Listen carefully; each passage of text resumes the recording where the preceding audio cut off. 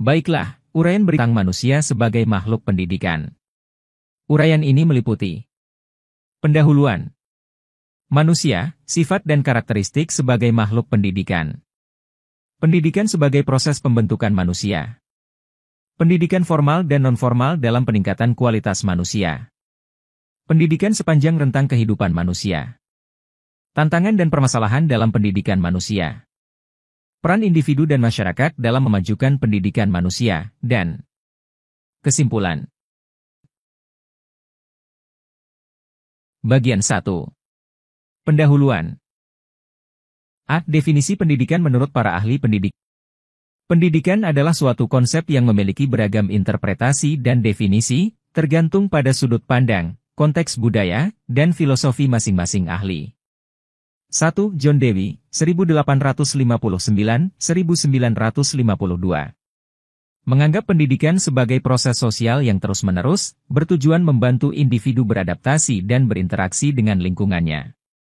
Pendidikan adalah pengalaman yang membentuk pemikiran, sikap, dan tindakan individu. 2. Jean Piaget, 1896-1980. Menggambarkan pendidikan sebagai proses di mana individu mengkonstruksi pengetahuan melalui pengalaman dan interaksi dengan lingkungannya. Pendidikan adalah proses konstruktif melibatkan tahapan perkembangan kognitif. 3. Lev Vygotsky, 1896-1934. Memandang pendidikan sebagai hasil sosial, di mana individu membangun pengetahuan dan pemahaman melalui interaksi dengan orang lain. Bahasa dan budaya memainkan peran kunci dalam proses pendidikan. 4. Benjamin S. Bloom, 1913-1999. Mengemukakan teori taksonomi ranah kognitif, di mana pendidikan bertujuan untuk mengembangkan tingkat pemahaman dan keterampilan kognitif individu, mulai dari pengetahuan hingga evaluasi dan sintesis. 5. Ibnu Sina, Avicenna, 9801-037. Menganggap pendidikan sebagai suatu upaya untuk mencapai kebahagiaan dan kesempurnaan moral. Pendidikan adalah proses pengembangan intelek dan etika. 6. Al-Ghazali, 105811111.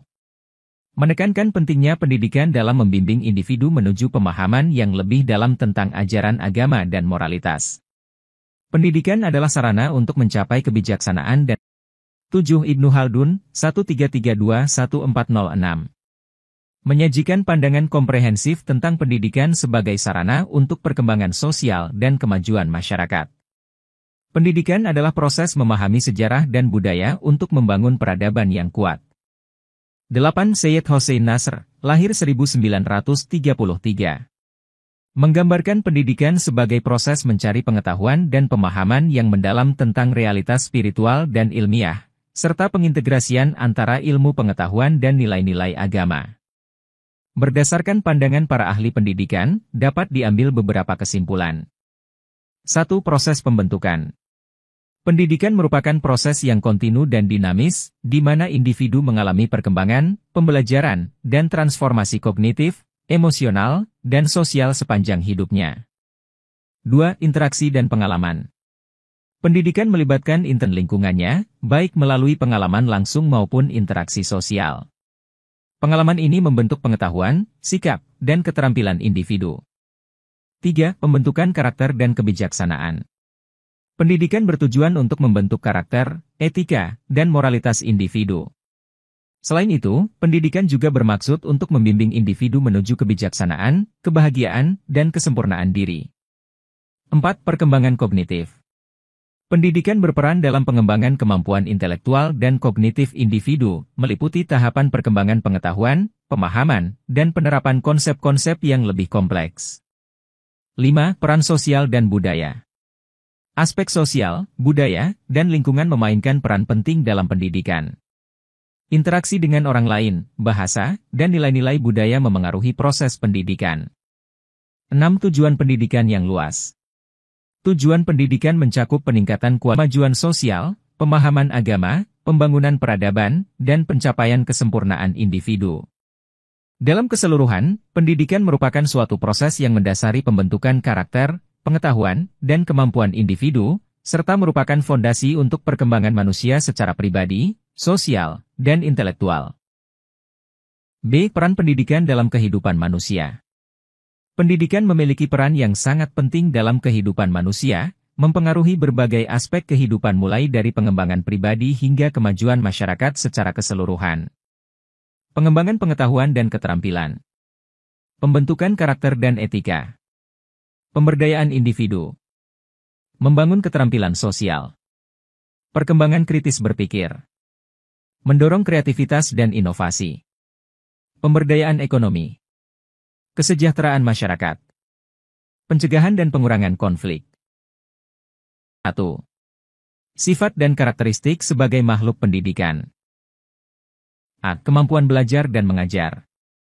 Sifat dan karakteristik manusia sebagai makhluk pendidikan terkait dengan kemampuan belajar dan mengajar yang merupakan aspek penting dalam proses pendidikan. 1. Kemampuan belajar. Kemampuan penyerapan informasi. Kuriositas dan rasa ingin tahu.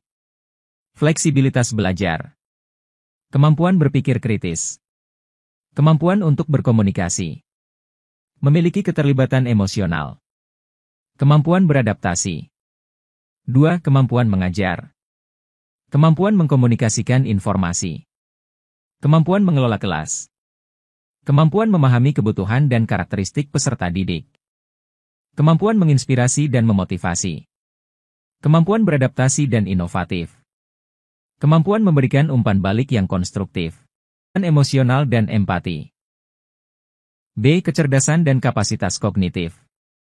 Sifat dan karakteristik manusia sebagai makhluk pendidikan terkait dengan kecerdasan dan kapasitas kognitif mencakup aspek-aspek intelektual dan kemampuan mental yang menjadi dasar bagi pembelajaran dan pemahaman. 1. Inteligensi. Manusia memiliki beragam bentuk kecerdasan, seperti kecerdasan verbal, logika matematis, spasial, interpersonal, intrapersonal, kinestetik, dan lainnya yang mempengaruhi kemampuan memahami, belajar, dan memecahkan masalah. 2. Kapasitas kognitif yang fleksibel. Kapasitas kognitif manusia memungkinkan manusia untuk memahami, menyimpan, mengolah, dan menggunakan informasi dengan berbagai cara yang sesuai dengan konteks dan kebutuhan. 3. Proses belajar. Kecerdasan manusia terlihat dalam kemampuan untuk belajar melalui pengamatan, refleksi, dan asimilasi pengetahuan baru ke dalam kerangka konseptual yang sudah ada. 4. Analisis dan sintesis. Manusia memiliki kemampuan untuk menganalisis informasi yang kompleks menjadi komponen-komponen yang lebih kecil dan mengintegrasikan elemen-elemen tersebut menjadi pemahaman yang lebih utuh. 5. Kemampuan berpikir abstrak. Manusia dapat berpikir secara abstrak, memahami konsep-konsep yang tidak selalu terlihat secara fisik, dan membuat generalisasi dan inferensi berdasarkan informasi yang ada. 6. Kreativitas dan inovasi. Kapasitas kognitif manusia memungkinkan untuk berkreasi, menghasilkan gagasan baru, menghubungkan ide-ide yang berbeda, dan menciptakan solusi baru untuk tantangan yang dihadapi. 7. Memori dan retensi.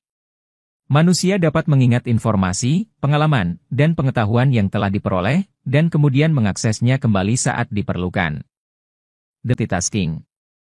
Kapasitas kognitif memungkinkan manusia untuk melakukan beberapa tugas atau memproses informasi dari berbagai sumber secara bersamaan. 9. Kemampuan penyelesaian masalah. Kecerdasan manusia memungkinkan untuk mengidentifikasi, menganalisis, dan mencari solusi untuk masalah yang dihadapi dengan menggunakan pengetahuan dan keterampilan yang dimiliki. 10. Kesadaran diri. Manusia memiliki kemampuan untuk menyadari diri sendiri, termasuk pengenalan atas kekuatan, kelemahan, nilai, dan keyakinan pribadi. C. Emosi dan peranannya dalam pembelajaran. Sifat dan karakteristik manusia sebagai makhluk pendidikan terkait dengan emosi dan peranannya dalam pembelajaran mencakup aspek-aspek emosional yang mempengaruhi proses belajar dan pengajaran. 1. Pengaruh emosi terhadap belajar. Emosi mempengaruhi sejauh mana seseorang dapat memahami, menyimpan, dan mengambil informasi. Positif dapat meningkatkan daya ingat dan minat terhadap pembelajaran. 2. Motivasi. Emosi berperan penting dalam memotivasi individu untuk belajar. Emosi positif dapat meningkatkan motivasi intrinsik, mengarah pada keterlibatan aktif dan minat yang tinggi dalam proses belajar. 3. Kontrol stres. Kemampuan mengelola emosi membantu mengatasi stres yang mungkin muncul selama proses pembelajaran. Mengelola stres memungkinkan fokus yang lebih baik dan kinerja yang optimal. 4. Empati dan keterlibatan sosial. Emosi memfasilitasi empati dan keterlibatan sosial, membantu individu untuk memahami perasaan dan pandangan orang lain. Ini mempromosikan kolaborasi dan pemahaman yang lebih baik. 5. Pengambilan keputusan. Emosi mempengaruhi pengambilan keputusan dan evaluasi situasi. Perasaan dan emosi dapat membimbing individu dalam membuat keputusan yang lebih baik dan lebih bijak. 6. Kreativitas dan inovasi. Emosi positif dapat merangsang kreativitas dan inovasi dalam proses belajar. Perasaan bahagia dan optimis dapat menginspirasi pemikiran kreatif dan solusi baru. 7. Kesadaran emosional. Kesadaran akan emosi dan kemampuan untuk mengidentifikasi, memahami, dan mengelola emosi adalah keterampilan penting dalam pembelajaran. Ini membantu individu dalam mengatasi hambatan emosional yang mungkin muncul selama pembelajaran. 8. Ekspresi dan komunikasi. Kemampuan untuk menyampaikan emosi dengan tepat dan efektif membantu dalam berkomunikasi secara efektif dengan orang lain, membangun hubungan, dan memfasilitasi kerjasama. 9. Resiliensi. Emosi juga terkait dengan tingkat resiliensi individu dalam menghadapi kesulitan dan tantangan belajar. Kemampuan untuk pulih dari kegagalan dan menghadapi rintangan dengan sikap positif adalah sifat yang didukung oleh emosi. 10. Motivasi untuk pengembangan diri.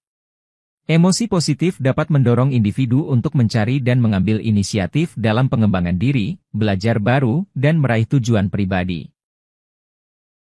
Bagian 2. Pendidikan sebagai proses pembentukan manusia. A. Peran pendidikan dalam pembentukan karakter dan etika. Pendidikan sebagai proses pembentukan manusia memiliki peran penting dalam membentuk karakter dan etika individu. Peran ini mencakup pengembangan nilai-nilai, moralitas, dan sikap yang membimbing perilaku individu dalam interaksi dengan lingkungan sosialnya. Pemahaman nilai dan etika. Pengenalan kode etik sosial. Pengembangan moralitas dan empati. Mendorong sikap bertanggung jawab. Pembentukan identitas dan karakter. Pengembangan integritas. Mengajarkan kritis dan etika dalam pemikiran. Peran model perilaku positif. Pendidikan agama dan moral. Mengatasi tantangan moral. B. Pengembangan potensi dan bakat individu melalui pendidikan. Pendidikan sebagai proses pembentukan manusia juga memegang peran penting dalam pengembangan potensi dan bakat individu. Pengembangan potensi dan bakat merupakan upaya untuk mengoptimalkan kemampuan, minat, dan keahlian yang dimiliki individu, sehingga dapat mencapai potensi maksimal dan memberikan kontribusi signifikan bagi masyarakat. Identifikasi dan pemahaman potensi. Fasilitasi eksplorasi dan penemuan diri. Pengembangan keterampilan dan keahlian. Memberikan kesempatan berlatih. Stimulasi kreativitas. Mendorong ketertarikan pada bidang tertentu. Pelatihan khusus. Mendukung pembinaan bakat. Membangun kemandirian. Mendorong rasa pencapaian. C. Pendidikan untuk meningkatkan kualitas hidup. Pendidikan sebagai proses pembentukan manusia memiliki tujuan untuk meningkatkan kualitas hidup manusia secara menyeluruh. Pendidikan berperan sebagai sarana untuk memberikan pengetahuan, keterampilan, sikap, dan nilai-nilai yang diperlukan bagi individu untuk mencapai kehidupan yang lebih baik dan lebih bermakna. Berikut adalah uraian lebih lanjut tentang peran pendidikan dalam meningkatkan kualitas hidup manusia. Akses ke pengetahuan dan informasi. Peningkatan keterampilan dan kompetensi. Pengembangan kemampuan berpikir kritis. Peningkatan kualitas kesehatan. Pembentukan karakter dan moralitas. Peningkatan kemampuan sosial dan interpersonal. Pemahaman tentang keanekaragaman dan toleransi. Penghargaan terhadap seni dan budaya. Peningkatan kesadaran lingkungan. Pengembangan hubungan yang bermakna. Bagian 3. Pendidikan formal dan non-formal kualitas manusia. A. Pendidikan formal, sekolah dan universitas. Pendidikan formal adalah sistem pendidikan yang terstruktur dan terorganisir secara resmi, yang biasanya berlangsung di lembaga-lembaga pendidikan resmi seperti sekolah dan universitas. Ini adalah jenis pendidikan yang terdiri dari serangkaian tingkatan atau jenjang, dimulai dari pendidikan anak usia dini hingga perguruan tinggi atau universitas. 1. Tujuan untuk memberikan pengetahuan, keterampilan, pemahaman, dan nilai-nilai yang komprehensif kepada peserta didik sesuai dengan kurikulum yang telah ditetapkan. 2. Struktur terstruktur untuk setiap tingkatan atau jenjang, dimulai dari pendidikan dasar, menengah, hingga perguruan tinggi.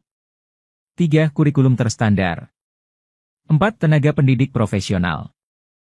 5. Evaluasi dan sertifikasi yang mengukur pemahaman dan prestasi siswa dan menerima sertifikat atau gelar yang diakui. Waktu dan lokasi tetap. 7. Fokus pada karir dan profesi. 8. Aksesibilitas setiap individu untuk mengikuti pendidikan. B. Pendidikan nonformal, pelatihan dan kursus. Pendidikan nonformal adalah jenis pendidikan yang tidak terikat pada struktur atau jenjang pendidikan formal seperti sekolah atau universitas. Ini adalah jenis pendidikan yang berlangsung di luar lembaga-lembaga resmi dan seringkali memiliki tujuan khusus, seperti meningkatkan keterampilan atau memberikan pengetahuan tambahan. 1. Fleksibilitas dan adaptabilitas, sesuai kebutuhan individu atau kelompok. 2. Tujuan khusus, seperti pelatihan keterampilan tertentu, pengembangan keahlian teknis, atau peningkatan pemahaman tentang topik tertentu. 3. Tidak memiliki kurikulum standar, disesuaikan dengan kebutuhan peserta. 4. Mengedepankan praktik. 5. Pengajar yang beragam, termasuk praktisi industri tampilan, atau tokoh masyarakat yang memiliki keahlian khusus dalam bidang tertentu. 6. Sifat terbuka dan terbuka untuk umum, tanpa memerlukan persyaratan atau tingkat pendidikan tertentu. 7. Mendukung pembaruan keterampilan. 8. Dilakukan di tempat-tempat yang beragam. 9. Berfokus pada hasil. C. Peran pendidikan dalam mengatasi tantangan sosial dan ekonomi. Pendidikan formal dan nonformal memiliki peran krusial dalam mengatasi tantangan sosial dan ekonomi dalam masyarakat. Keduanya menyediakan alat dan strategi yang berbeda untuk meningkatkan kualitas manusia dan membangun masyarakat yang lebih baik secara sosial dan ekonomi. Mengurangi tingkat kemiskinan. Meningkatkan kesempatan pekerjaan. Peningkatan produktivitas dan kreativitas. Mengatasi kesenjangan sosial. Memerangi diskriminasi dan intoleransi. Mengatasi isu kesehatan, meningkatkan partisipasi demokratis. Pengentasan analfabetisme. Memajukan pengembangan ekonomi berkelanjutan. Menanggulangi krisis sosial. Bagian 4. Pendidikan sepanjang rentang kehidupan manusia. A. Pendidikan anak usia dini. Pendidikan sepanjang rentang kehidupan manusia mencakup proses pembelajaran dan pengembangan individu dari masa kecil hingga masa tua. Salah satu tahap awal yang penting dalam proses pendidikan adalah pendidikan anak usia dini, PAUD, yang menekankan pada perkembangan anak usia dini. Pendidikan anak usia dini membentuk dasar penting dalam pembentukan perkembangan awal anak, membawa dampak signifikan pada kualitas hidup dan pendidikan selanjutnya. Itu adalah tahap penting dalam konsep pendidikan sepanjang rentang kehidupan manusia yang mempersiapkan fondasi kuat bagi pembelajaran dan perkembangan di masa depan. B. Pendidikan remaja dan dewasa. Pendidikan sepanjang rentang kehidupan manusia mencakup proses pembelajaran dan pengembangan individu dari masa anak-anak hingga usia dewasa. Salah satu tahap penting dalam rentang ini adalah pendidikan formal yang terfokus pada usia remaja dan dewasa. Pendidikan formal pada usia remaja dan dewasa memiliki peran vital dalam mempersiapkan individu untuk kehidupan profesional dan kewargaan yang produktif. Ini memberikan fondasi pengetahuan dan keterampilan yang diperlukan untuk berkontribusi secara signifikan dalam masyarakat dan ekonomi. C. Pembelajaran seumur hidup, lifelong learning. Pendidikan sepanjang rentang kehidupan, atau yang dikenal juga sebagai pembelajaran seumur hidup, lifelong learning, adalah konsep yang menekankan pentingnya terus-menerus belajar dan mengembangkan keterampilan sepanjang kehidupan. Ini mencakup pendidikan dan pembelajaran yang berlangsung dari masa kanak-kanak hingga masa tua, di luar formal seperti sekolah atau perguruan tinggi. Pembelajaran seumur hidup adalah landasan penting bagi pertumbuhan dan kemajuan individu dalam dunia yang terus berubah. Melalui pendekatan ini, individu dapat terus mengasah keterampilan dan pengetahuan untuk memenuhi tuntutan zaman dan mencapai potensi maksimal dalam berbagai aspek kehidupan. Bagian 5. Tantangan dan permasalahan dalam pendidikan manusia. A. Aksesibilitas dan ketersediaan pendidikan. Tantangan dan permasalahan dalam pendidikan manusia meliputi berbagai aspek yang mempengaruhi aksesibilitas, ketersediaan, dan kualitas pendidikan. Faktor-faktor ini dapat menghambat proses pembelajaran dan perkembangan individu. 1. Ketidaksetaraan akses, terutama di daerah pedesaan, kawasan konflik, atau daerah yang terpinggirkan ekonomi. Faktor ekonomi, geografis, atau sosial dapat membatasi aksi beberapa individu atau kelompok. 2. Akses untuk golongan rentan, seperti anak-anak miskin, anak-anak difabel, pengungsi, anak-anak dari keluarga migran, dan perempuan sering menghadapi kesulitan dalam mengakses pendidikan. 3. Infrastruktur pendidikan yang tidak memadai. 4. Biaya dan keuangan.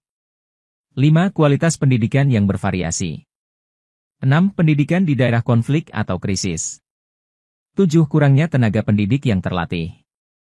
8. Permasalahan teknologi dan akses internet. 9. Ketersediaan kurikulum relevan. 10. Migrasi dan mobilitas, karena mobilitas dan perubahan tempat tinggal yang sering.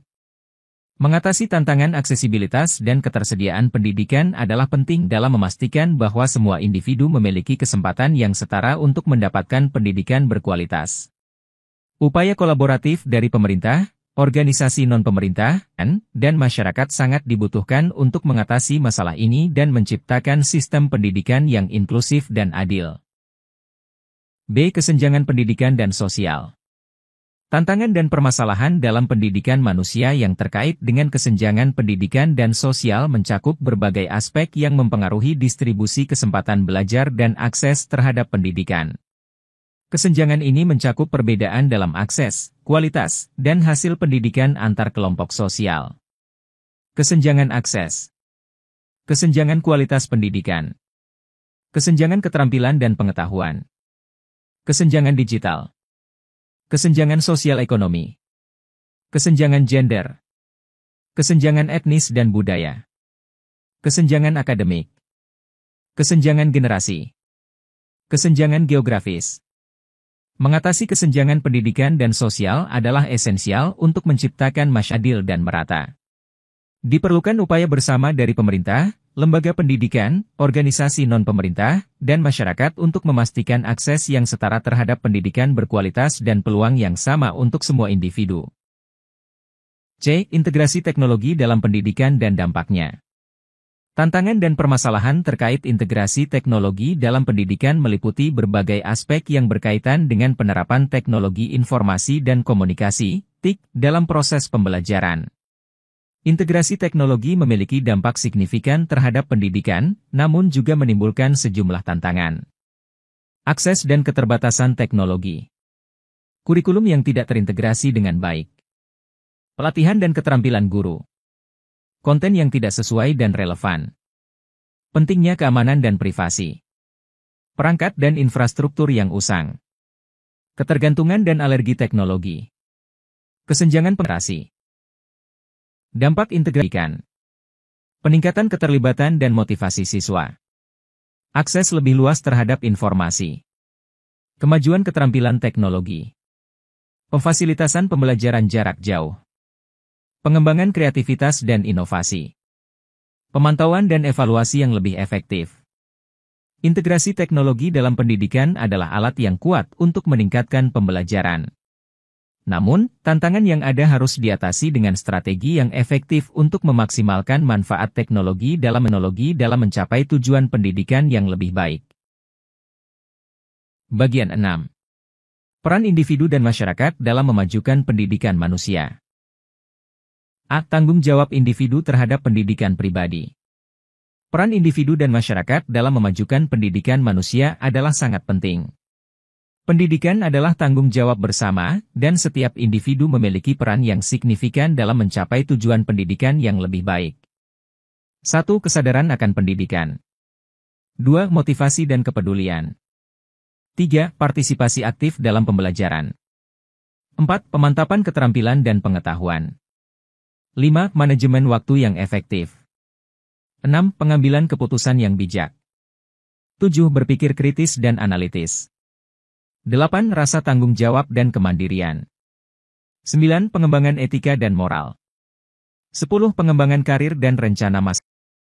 B. Peran komunitas dan organisasi dalam pendidikan. Peran individu dan masyarakat dalam memajukan pendidikan manusia adalah esensial untuk mencapai sistem pendidikan yang lebih baik dan lebih inklusif. Di samping peran individu, komunitas dan organisasi juga memiliki kontribusi yang signifikan dalam memperkuat dan meningkatkan mutu pendidikan, antara lain mendukung dan mendorong pendidikan, pemberdayaan melalui informasi, mengintegrasikan pendidikan dalam kehidupan sehari-hari, kolaborasi dengan lembaga pendidikan, mendorong kebebasan akademik dan kreativitas, menanggulangi tantangan sosial bersama, pemenuhan kebutuhan dasar, mendukung guru dan karyawan pendidikan, mendorong program pendidikan alternatif, pemantapan kemitraan. C. Peran negara dalam mendorong pendidikan berkualitas. Peran individu, masyarakat, majukan pendidikan manusia saling terkait dan krusial untuk meningkatkan mutu dan aksesibilitas pendidikan. Fokus pada peran negara dalam konteks ini adalah penting, karena pemerintah memiliki tanggung jawab utama untuk memastikan sistem pendidikan yang kuat dan berkualitas, antara lain penyusunan kebijakan pendidikan, menjamin akses dan kesetaraan pendidikan, pembiayaan dan investasi pendidikan, standar dan akreditasi pendidikan, pengembangan kurikulum dan materi ajar, pelatihan dan pengembangan guru, mendorong riset dan inovasi pendidikan, pendidikan inklusif dan pendidikan khusus, mengatasi tantangan sosial, pengawasan dan evaluasi kinerja pendidikan. Bagian 7. Kesimpulan.